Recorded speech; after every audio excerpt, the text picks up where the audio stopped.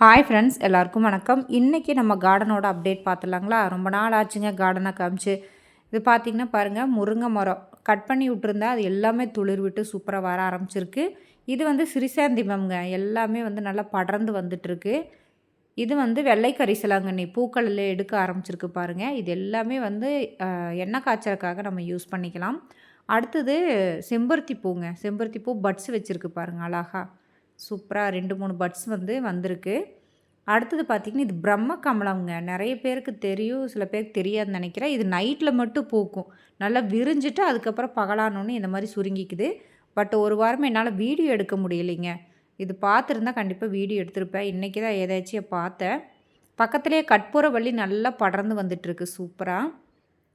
என்னென்னா 2 நாளாக பராமரிப்பு பண்ண முடியலைங்க. தண்ணி ஊற்றாதனால கொஞ்சம் வாடின மாதிரி இருக்குது. இது செண்டு மல்லிங்க. செண்டு மல்லியுமே வந்து நல்லா வளர்ந்து வந்துட்டுருக்கு. இன்னும் பட்ஸ் எடுக்கலை.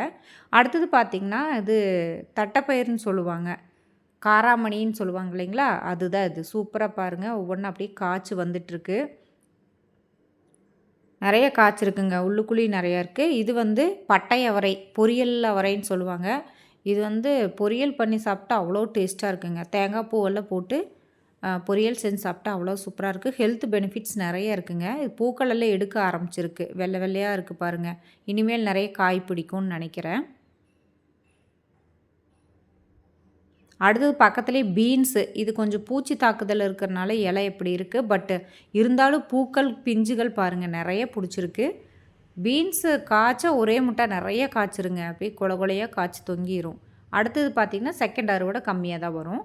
இது பார்த்திங்கன்னா சங்குப்பூ, சங்குப்பூ துளிர் விட ஆரம்பிச்சிருக்கு. அடுத்தது தக்காளி, தக்காளி செடியுமே பூக்கள் எடுக்க ஆரம்பிச்சிருக்கு பாருங்கள். இதில் 2 செடி இருக்குது. ஒன்று வந்து எடுத்து தனியாக வைக்கணும். இது வந்து தண்டு கீரைங்க. இது விதைக்காக விட்டுருக்கு. இது முத்துன உடனே நம்ம இந்த விதைகளை எடுத்து யூஸ் பண்ணிக்கலாங்க. அடுத்து புதினா நட்டு வச்சுருந்தேன். அது 3 நாள் ஆச்சு பாருங்கள், சூப்பராக துளிர் விட்டு வர ஆரம்பிச்சிருச்சுங்க. இதுதான் இன்றைக்கான கார்டனோட அப்டேட்டுங்க. பாய்.